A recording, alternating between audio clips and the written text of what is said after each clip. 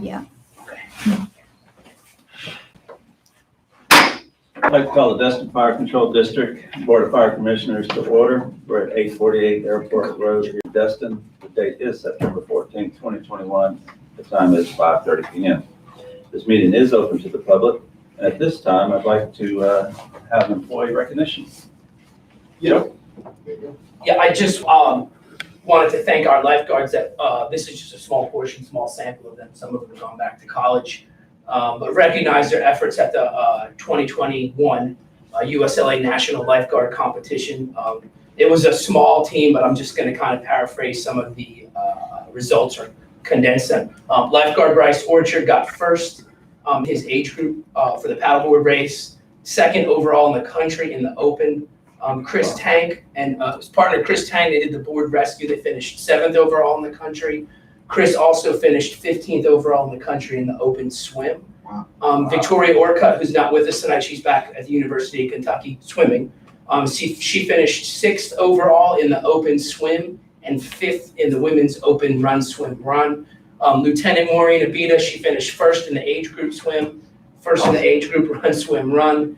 And had a bunch of team top 15 finishes as well. And he's not with us tonight, but Harrison Smith, brand new working with us, local boy, finished 15th in the open beach flag. So I just wanted to bring them in, and I know it's a small portion again, but That's real cool. Congratulations. Thank you. Thanks for your dedication to the team and representing us at the Nationals. I greatly appreciate it. Absolutely. It takes a lot of discipline, and I appreciate that. You're good athletes. Yeah, takes a lot. I know. Thanks, guys. Thank y'all for coming in. Appreciate it. Thank you. That's awesome, Joe. Thank you for bringing them in. All right, at this time, I'd like to open the floor for public comments. No. We'll move ahead. Open the floor up for public comments. Seeing none, the floor is closed for public comments. Moving into chief reports. Back at you, Joe. I don't have a lot here. We have been actually extremely busy this last couple weeks of the season. We did have 2 drownings, one in Jamesley Park and one in Henderson Beach State Park. We did have a late call this week as well, where the lifeguards went from Station 10 and rescued some folks off a capsized vessel. So we're still very busy, even though it doesn't seem like there's that many people in town. But just looking at the statistics as well, this is just the numbers for after the peak season, after the busy holiday summer, and we're on par for another record year. If you have any questions, I'd be more than happy to answer. Well, it's been a tough year, I know. So for everybody. Busy. Yeah, busy. Thanks for your dedication for this season and your team. You have a good team. Any questions? Thank you, Judge. You're welcome. All right, moving into training report. Chief? Yes, sir. You have the report in front of you. You'll see that firefighters were able to perform 29 hours of training of that. They did some EMS review, vehicle stabilization, hazmat refresher, which is taught by a local company and is paid for by a regional, I can't remember the exact name of it, but we don't have to pay for them to come in and do it. And then review of SOGs and the other things to chat in front of you. But 29 hours is outstanding, working into the later part of the year. This helps when we get into December, where we get into the holidays. It's a little bit more difficult for them to kind of squeeze in all the hours, performing more hours than they get a month helps with that. Kind of gives them a little flexibility if they get hung up in either October, that's fire prevention month, or whether it's in December where we start running into the holidays. But a great job by those guys getting in 29 hours. Questions? All right, inspection report. Matt? Thank you, Mr. Chairman. You have a report in front of you there. A couple things I touch on. The True Hilton, which is out there by Walmart behind the storage place, it has been moving forward. Plan review has went through, so they will start construction on that shortly. So So you'll see that starting to go. The Charles, we have finalized up, about to final one of the buildings in there. Still have the fire alarm to go through after that. The one building in there will be finalized and all.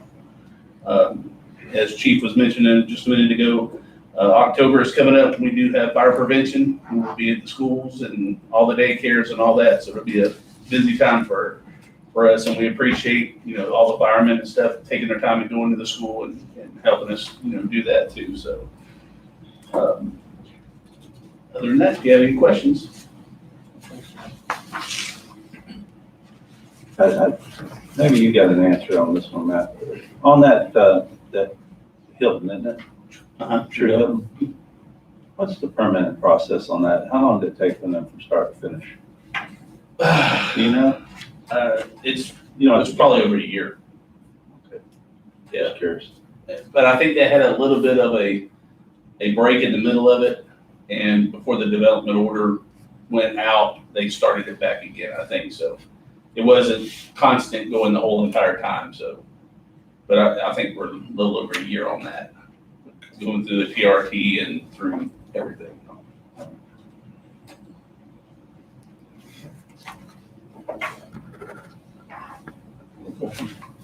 All right. Overtime report, Chief. Yes, sir. You'll see in the month of August, we ended up around $20,000. Significant, and multiple reasons why. Again, we were short 4 personnel, which we have resolved that. We placed them on. They just started their shifts this week. They had the orientation last week. So that kind of takes care of part of it. There are other elements that we can't control, which is COVID. At one point, we had 7 people out at one time, which then puts us in an overtime position, and we really can't control that. So kind of put us in there. I would anticipate, and we're already seeing it by bringing these 2 on, our folks coming back from their COVID timeout that they were out.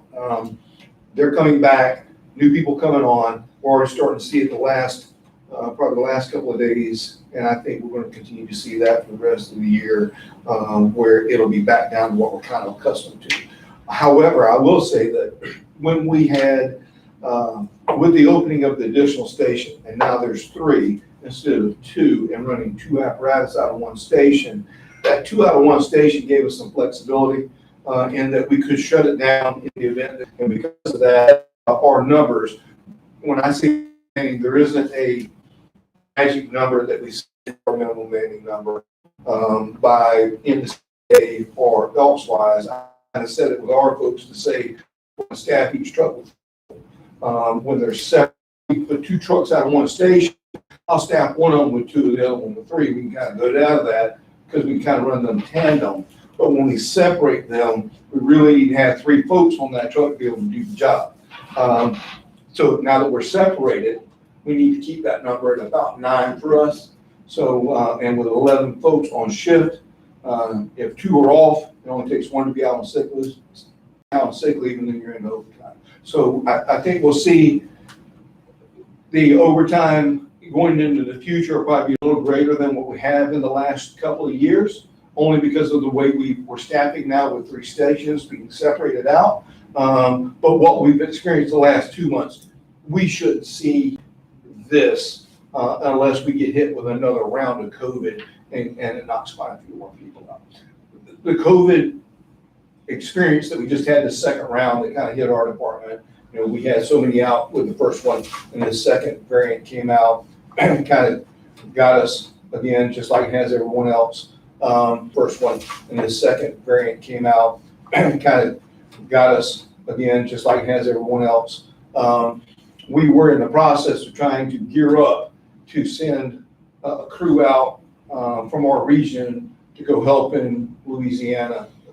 And we couldn't staff them up because we were down 6, 7 people.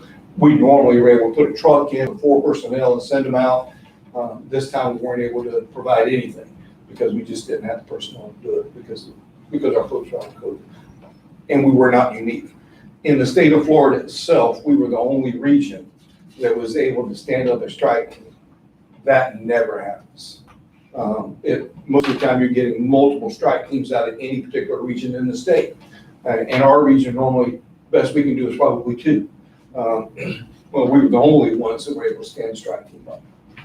So that says a lot about how it's affected the fire departments in the state. So and that relates back to, that's why you see the number where it's at, because COVID kind of hit us pretty hard this last month. Fortunately, nobody was in hospital or anything like that. There was no extended. We do have one person that's been out for a little bit, but they're not in a position where they had to be put in the hospital. So that's what. Is there any mechanisms in place to recover some money for people being out for COVID? Is there? Yes, and we attempt to, and we've attempted, been turned down. We've appealed, and we'll see where that appeal process goes. And then we're taking other routes. There's other mechanisms, other routes that we're trying to recoup some of that money. So we are pursuing it, for sure. Anything? All right. Moving into regular meeting, review of the minutes of the regular meeting, August 10th, 2021. Motion to approve the regular meeting, August 10th meeting. Second. Got a motion to approve the regular meeting minutes and a second. Any discussion, deletions, corrections? Not seeing none, take a vote, all in favor? Unanimous. Moving into the review of the financial report for August 31st, 2021. Ms. Catherine? Well, this report represents 11 months through the fiscal year. The cash position is strong. We're still holding a lot of cash and checking, waiting for construction disbursements to begin. Accounts receivable are high, and that's due to multiple collections from beach safety. We've just received approximately half of the collection. We received about $150,000 in the month of September. So the receivables are coming down.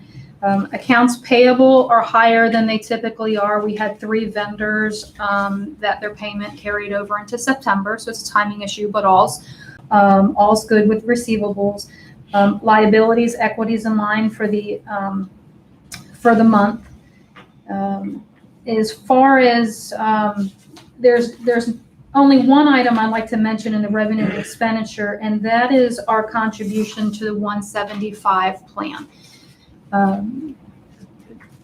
As we've done the last several years, the district anticipated contributing a higher amount above the minimum contribution set by the retirement board actuary, and we've done so. At this point in time, we wanted to let the board know that we have contributed almost $250,000 more than the minimum required amount, and we still have another approximate $95,000 left in budget to contribute. We wanted to let the board know this because things are changing. We're using unassigned funds. We're using reserves to help pay for the new station. So we wanted to give the board an option instead of, and we actually recommend, instead of paying an additional $95,000 into the retirement to help pay down that liability, to go ahead and to save those funds, allow it to roll over in unassigned funds. That way we have a little more available for unknown future expenses as we go through construction over the last year at the new station. There's not a vote that's needed for that because we're not asking to spend money right now. But if the board wishes, they can give us consensus and we'll stop putting in the extra money into the 175 at this point. And when construction is finished, and if we come in under where we want to be, at that point you can always decide to put more into the retirement fund. But it's kind of putting a pause on it at the moment because we are using reserves. And say again, how much we have overfunded this year? Was it Approximately $250,000. And we're asking, just going to contribute our $95,000. request and recommendation is that we hold that 95 for any potential additional expenses we might have during construction. And the board's okay with that, we'd like I'm to good, do that. I'm good with it. Yeah, I would say that it's great that we've done 250. We don't need to do 345. Yes. Great job. Yeah, I'm agreeing. Everybody pretty much. Yeah, we're feels it. like for next year, do we need to hold off for the extra money for next year, just in case an unexpected price increase in something? Hold off next year, and then end of the year, next year, revisit it for next year too? For the budget for next year, of course, we won't know until the actuarial report is received, which typically isn't until December. But we built into our 21-22 budget what we felt the minimum contribution is, and we did not put in for the upcoming year excess contribution. Gotcha. But it would be good if we could do something. Yeah. We'll see, as time goes Yes, by. A lot of absolutely. moving parts We'll know out there more. right now, yeah. Mhm. We tie it up a A lot little of bit more. unknowns right now. Okay. Okay, well, thanks, that's a Thank you good very much. recommendation, I appreciate that. Mhm. So yeah, other than that, Hold on. there will be some budget adjustments. One of the larger items is the duty overtime, but that will come later in the meeting under new business. Any other questions? Thank you, Ms. Catherine. We need a vote. Motion to Yeah. approve the financial report first. Second. We got a motion to approve in a second. Any further discussion? Seeing none, all in favor? Unanimous. All right, moving into old business, West End Station update, Chief. Yes, sir. As a few of the board members know, the lift was installed Monday. They set the poles on Saturday, and the lift was installed on Monday, which is outstanding. We have the electrician coming out this week to rerun. There is 220 out there, but after the electrician looked at it, felt that it really needed to be rerun because it had been there for quite a while. And we wanted to put a little larger gauge wire in there and do a couple of other things. And I say the things are wire for not only the lift so it can operate, but also put a light out there, an LED light, so that way it has lighting at night, as well as they're going to go ahead and put in wire for jet ski lifts. So that way it's there. If we decide to make that purchase and have that installation, the wiring's already in effect. While he's there, might as well do it all and replace the breaker box. So they'll be coming out this week. We should have that done by the end of the week, and the boat should be back in the lift at that station instead of us moving it back and forth each day. So that's wonderful. The big top tent is been manufactured. It's sitting on a pallet. It's in Perry, ready to be delivered. The contractor's ready to do it and is working through the permitting process. So just as soon as we can get through that, then we'll have it installed and it'll be ready to go. We hope that's sooner than later. We think it will. So, we're right there with Bob Black to actually start doing some significant work on the inside. I've got a couple of things still, and I'll let Commissioner Buckingham pick up on anything there, but I think it's starting to move a little bit more than it has in the past, as you can see some things starting to come to fruition, which is cool. Well, we moved in July 1st. So, We haven't been there that long, as we've got some things so going. we're getting a lot of things working. I mean, Yeah. a little slower than what I thought, but, it's just progress. We should get a permit this week, and like Bob said, we're gonna get in there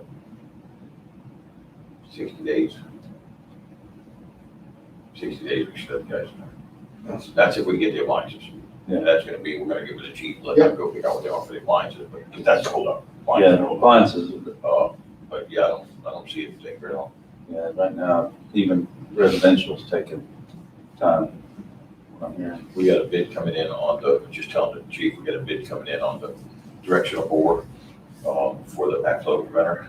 I'm gonna meet chief out there tomorrow and show him where we're proposing to put the backflow. And then from that point, for the backflow to BC, we'll take it from there and move forward. Once we get the bones in the remodel, then we'll get BNC to let them go ahead and start running their conduit while we're doing all the other miscellaneous stuff.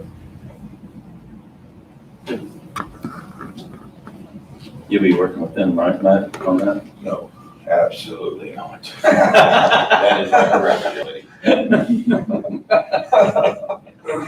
Yeah, he's been a tremendous help through this process. Is it a possibility I can have his assistant though? Oh, yeah, Thank you, absolutely. sir. Thank you, sir.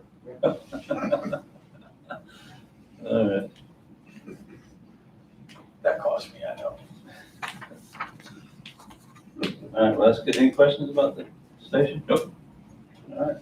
We'll move into new business, year-end budget adjustment. Catherine? So as I mentioned earlier, there's a few adjustments that need to be made to, kind of wrap up our fiscal year. Personnel expenditures, you'll see before you adjustments to increase the retirement funding from the state. We did receive approximately $68,000 more funding for the 175 plan from the state of Florida than we had anticipated. So the increased expenditure is offset by the additional revenue that we brought in. Also, increased cost of uniforms and overtime costs have adjustments made. Under contract expenditures, we have an increase in cellular communication devices. We did go ahead and we activated 2 sat phones in anticipation of going out for response for Hurricane Ida. So that'll be an annual cost for that. So we'll anticipate that in upcoming budgets. Utility expenditures have been increased from the new category for our waste disposal. Repair and maintenance expenditures are adjusted for equipment. We now have some annual service being done on some of our larger equipment, some of our rescue equipment. We have annual service contracts for. Supplies have been adjusted for increased fuel cost, and for paramedic equipment, we did have to purchase some paramedic items for our new station. And then finally, beach safety has been adjusted to reflect the operations for the year. We do, when we prepare our budgets each year for beach safety, the county requires us to give them a budget a year and 2 months before the season, or a year before the season begins. So, during that time, there's some changes in operations or how things are going to be handled. So we like to just take care of beach safety with one adjustment at the year end. So all of the adjustments are offset by monies that were found in other categories. So if there's any questions, I can address those. Something changed with waste management billing? Yes, for as long as I've been here, for as long as the records go that I have access to, the Destin Fire Control District has never been charged for trash removal services. When the new station, when we called for service, we talked to many individuals, and they've basically said, well, you should have been charged. And I said, well, how is it determined? Well, the city of Destin determines the trash collection rate for anyone in Destin. So I did speak with the city of Destin, and he said, oh, well, we never thought about anything with the fire control district. So on the next contract negotiation with Waste Management, we'll see what we can do at that time. Now, that is not for another year, I believe. They have another year to go before they negotiate the waste management contract. The city doesn't pay for their services. I know with other vendors, there used to be discounts provided to first responding entities. But even those discounts have gone away over the years. Cox Communication used to do some things, and so, some others. So, but this seems to be a route through the city somehow. And that's about the best I can come up with. The best information I have at this point. Yeah, I mean, it's certainly not our biggest expenditure, but I noticed it's like $1,000 year to date. You put 1,000, 1,000 1 month, right? You put 1,000 in, so it's 2 for last year, and we're going to 11 next year. Right. Yeah. I just thought, well, probably enough time spent on it, but mean, we basically have, what, 5 people in residence, so it's like a 5-person family. Why are we paying more than a residential house would pay that had 5 people living there? So like 2 cans, go out. 2 cans. Yeah, exactly. Anyway, it's a nit, but it looked like something was moving. Yeah. And obviously it was. Yes. I would just be curious if they're charging them the same rate that when the Bay House was there. I think it comes to. Yeah, they had a Yeah, dumpster, so dumpster. that was a different service. But we're not keeping it up to the. No. No. Might be cheaper. Well, hopefully the city will step up and include us next time in their exemption. All right. Any other questions? Okay, I'll entertain a motion to approve the budget. I move that we approve the Budget adjustment as presented. Second. All right, seeing no further discussion, take a vote, all in favor? Unanimous? Move forward, Ms. Catherine. All right, insurance renewals. Okay, so you have before you a sheet that lays out the 4 insurance renewals that we have at this time. As far as employee benefits, we have the renewal of dental, vision, and life insurance. The dental vision came back at a flat renewal, no increase for either. And we have gotten the carrier to accept a policy change to change the anniversary date to coincide with when our health insurance renews. As well as when our cafeteria plan starts over again. So it'll make renewing a lot easier. So we get to keep our current rates for 1.5 years. And then we'll come up for renewal on March 1st, 2023. And as far as life insurance, there was a small increase in the group term policy. $430 a year, that's for a total group. So we haven't seen an increase in group for a few years. They are holding voluntary coverage the same. And the same thing here, we were able to get the carrier to adjust our anniversary date again. As far as our general insurance with VFIS, they are a Glatfelter company. We are seeing a 11.4% increase. This is due to a lot of factors. This is due to a large boat claim we had last year. We now have the new property, which is in a flood zone, as well as inflation guards that are in the plan.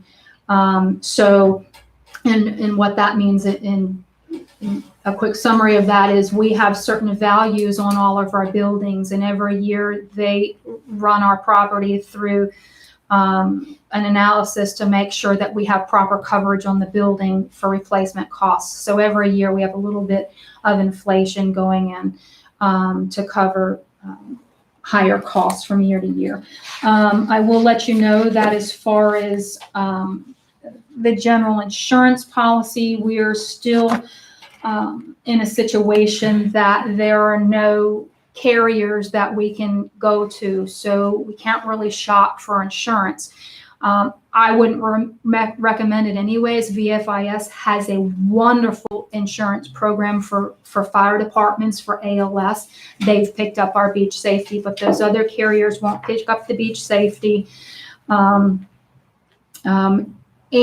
general market carriers, their rates would be even higher, but they're not going to pick up all what we do here anyways.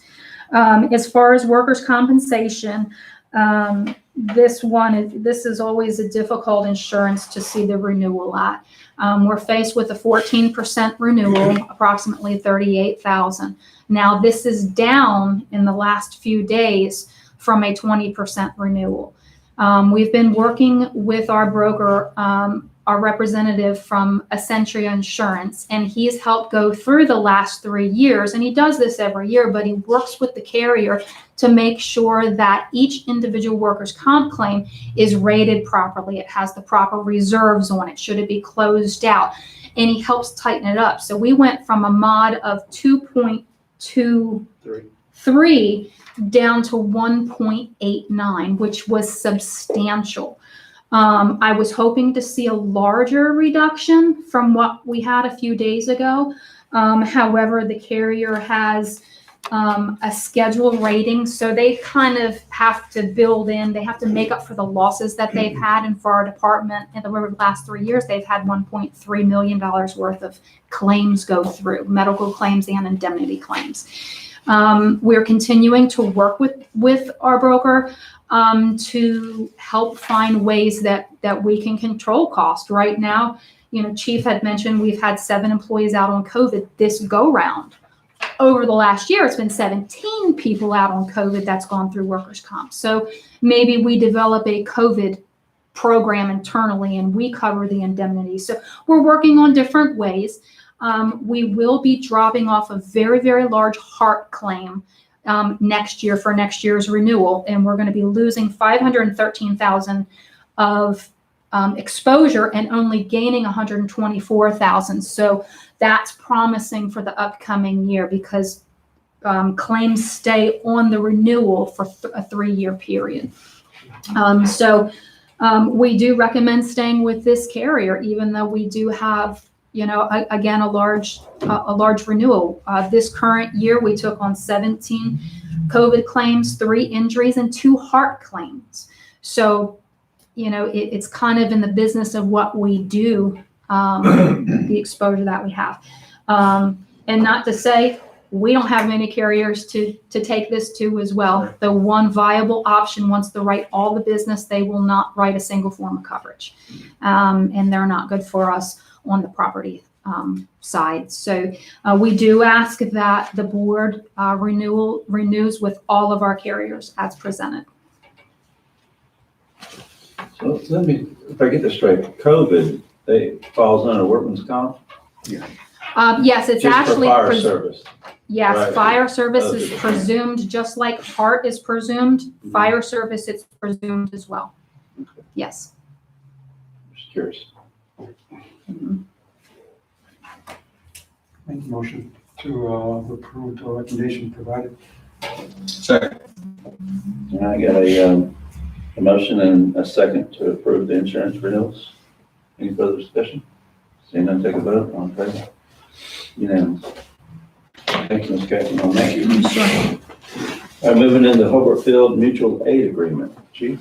Yes, sir, we have a mutual aid agreement with Hobart Field as well as Eglin Air Force Base, which is separate from the ones that we signed as the chief's organization. The fire departments in the general area will all sign one agreement where we provide each other mutual aid as well as automatic aid and that kind of thing. But we do separate with the 2 Air Force bases because they're federal government. So we have a current one in place with Hobart Field. However, they needed to update it. As you've probably seen a ton of commercials that have been out there with lawyers looking to have people call them over the AFFF phone claims for cancer and carcinogens. They've had to adjust their mutual aid agreements. So in the event that phone is used and that kind of thing. So this is the update to that agreement. And Eglin will be coming on soon. I spoke to their chief.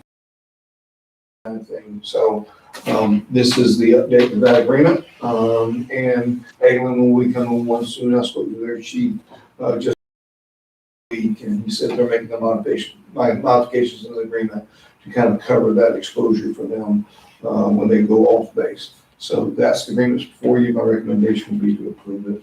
We rarely are we going to use either one of those 2, but in the event that we do have an aircraft go down where we need large quantities of that home, we're going to be able to have to tap into either one of those 2 to be able to come here and work this.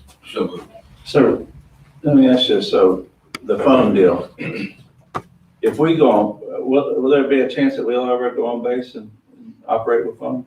There's some potential for sure. Matter of fact, when King Hangar, when they had the fire at King's Hangar and it dumped all that foam in the hangar because they had that fire, so our guys went there. We sent a truck over there for sure. So- Ladder 9 went. So the way I'm reading this, if they come off base, then they don't hold us liable, right? So in this, it's mutual for when we go over there, we don't hold them liable for their phone? I would believe so, yeah. I would They would work both ways. Okay, I just want to make sure. 2-way street. Yes, sir. I don't think so. So move. I got a motion to approve. Second. And a second. Any further discussion? Chief, is there any substantive difference between this agreement and the Eglin agreement? It's gonna be basically the same, yes, sir. Okay. Two separate organizations, two separate bases, they're gonna wanna do their own things, but I think the attorneys are gonna have, I think that's what we're gonna end up seeing is this one. Yeah. And it'll just have that one on it. This one was, I added this one, so this one will be similar to what Edwin, after we do the drafts. Thank you. So this is a good deal, is what you're saying? DC has looked it up. Okay. It's been, And modified. it's been modified. All right. That's good enough. You're blessed. Good deal. All right, got a motion and a second. Any further discussion? Seeing none, take a vote. All in favor? Thank you. Unanimous. It's agreed upon. All right, Northwest Florida State College Training Facility Agreement. Yes, sir. The college, obviously trains firefighters, and trained quite a few that we've hired. We would like to be able to utilize their burn facilities, or maybe even any of their facilities out there. We had to have an agreement in order to be able to utilize that. This is the agreement that they put forward to us. I've run it through DC for his review, and you have what we're asking you to approve tonight, so that we can utilize their facilities. They have a nice driving pad that's over there that we might be able to use occasionally. We run our guys through their annual EVOT class. And then, as well as they have a tower there that we can use for live burns, which I prefer to have a tower like they have as compared to putting our guys in Connex boxes. You can, but I think you get more out of it when you actually have a building that's designed for that. So moved. Second. I got a motion to approve in a second. Any further discussion? Seeing none, take a vote. All in favor? Unanimous. Oklahoma County interlocal agreement for beach safety and lifeguard services. This is our annual agreement that the county pushes forward to us with the amounts and what they'll do and provide to us. Joe and I have recently had conversations on, Joe did specifically, he and I had conversations about the apparatus or capital assets that they're going to be providing us this year, and what they didn't provide us last year. So, which we thought we had hammered out 2 years ago. With that said, Joe, having spoke to Charlotte today, well, they'll probably be putting a addendum forward for the current agreement, not the one we're asking you to sign now. I think it's going to be the current agreement, an addendum to provide us with a couple of pieces that were not provided. Am I correct, Joe? Yes, sir. Okay. 100%. Yeah, so we're asking that you approve this agreement. Joe reviewed it, Ms. Catherine and I and DC, we've all reviewed this agreement. So moved. Okay, Joe, how's it working out with the ATVs? Do you have problems with them or compared to what we had before? They did not, in the original talks that we had with the TDD, we'd asked for 3 ATVs, 1 UTV, and a PWC annually. Somehow that was just talked about, and then it became 2 ATVs, 1 UTV, 1 PWC. And then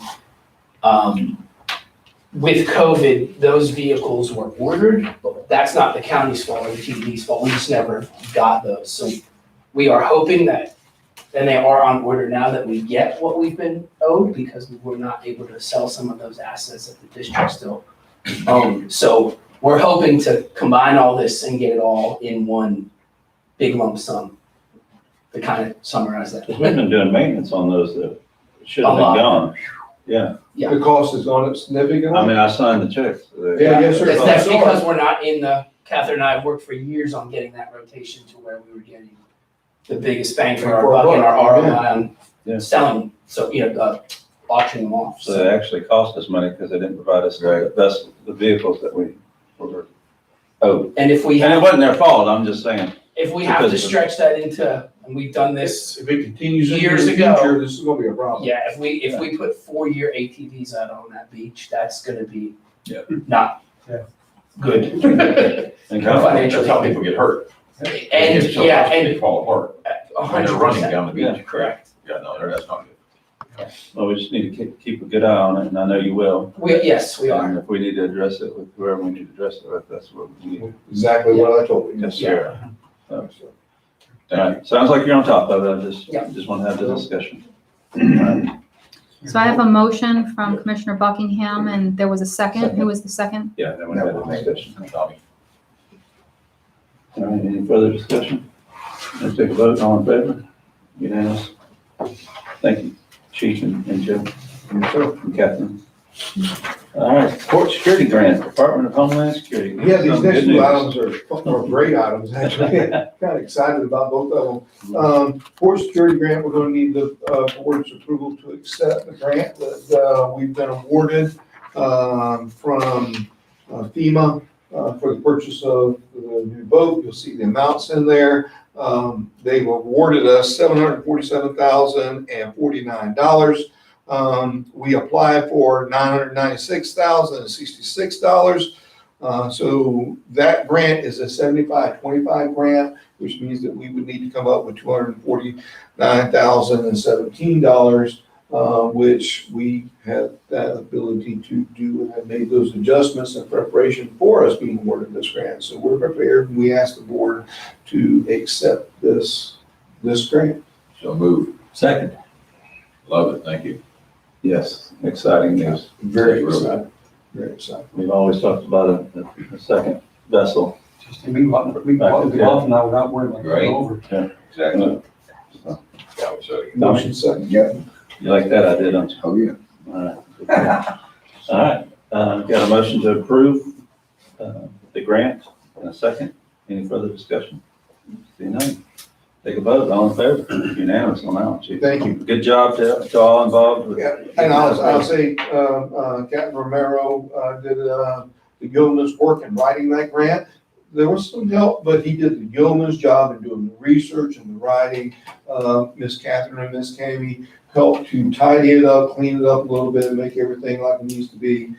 So it was a group effort for sure, but I want to make sure that the board did know that Catherine Romero did put in a significant amount of effort to help this come to fruition for us. So we're very appreciative of that. The next one is our assistance to firefighter grant.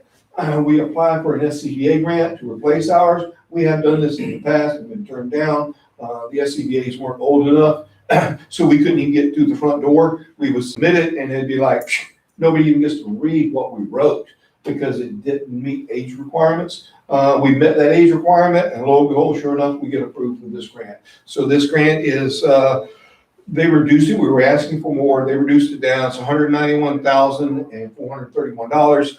Of that, they'll provide us with $174,028, and we have to come up with $17,000, which is a whole lot more.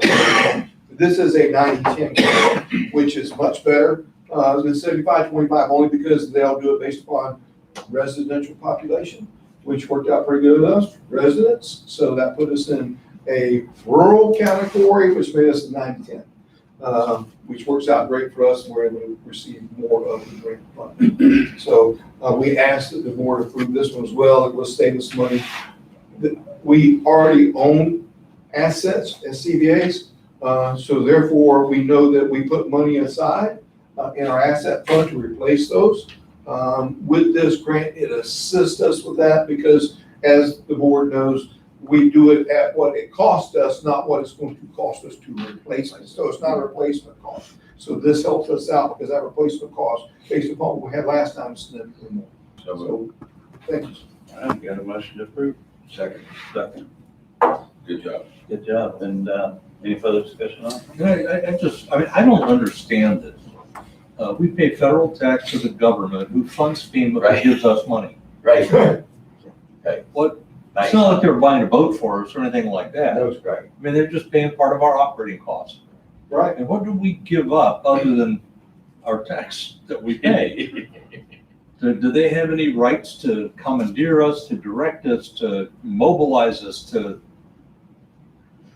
Our commitment, so with the two, on the SCBA's, no, sir.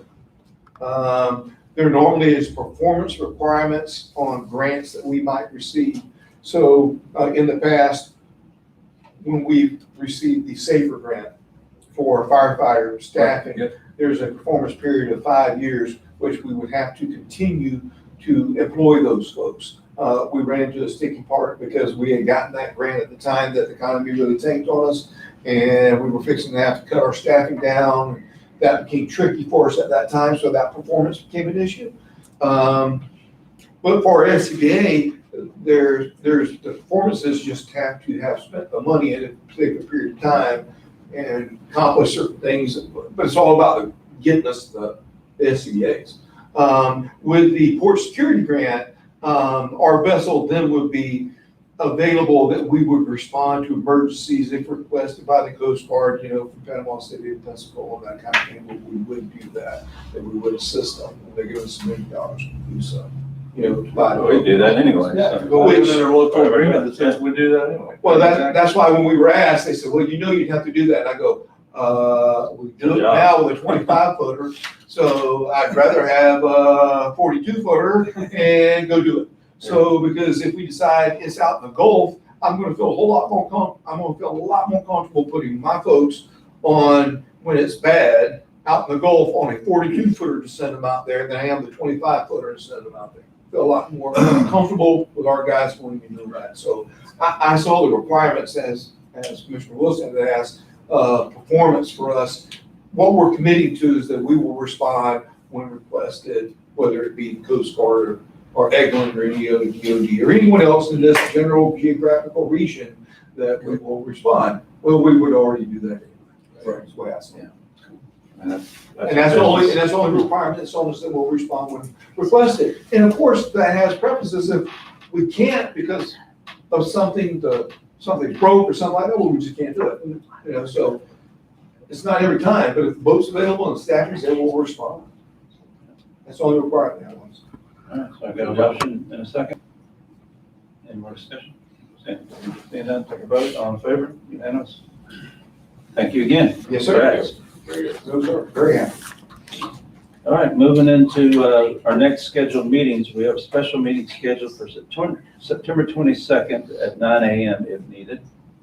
And then the next day, which is the final budget hearing, September 23rd, 2021 at 5:01 or thereafter. And then we have a regular meeting scheduled October 12th at 2021 at 5 p.m. So- Yes, sir, and as we say on the 22nd, if there's no direction needed or a decision to be made by the board, we'll cancel that, as we have the last couple. As Commissioner Buckingham and I, DC, move forward with this, we probably won't need that, but we sure do like to have it in the event we do need something. Exactly. We all understand that that's the process we were going to be tapering off anyway. Yes, sir, we think so. As we're moving forward. Okay.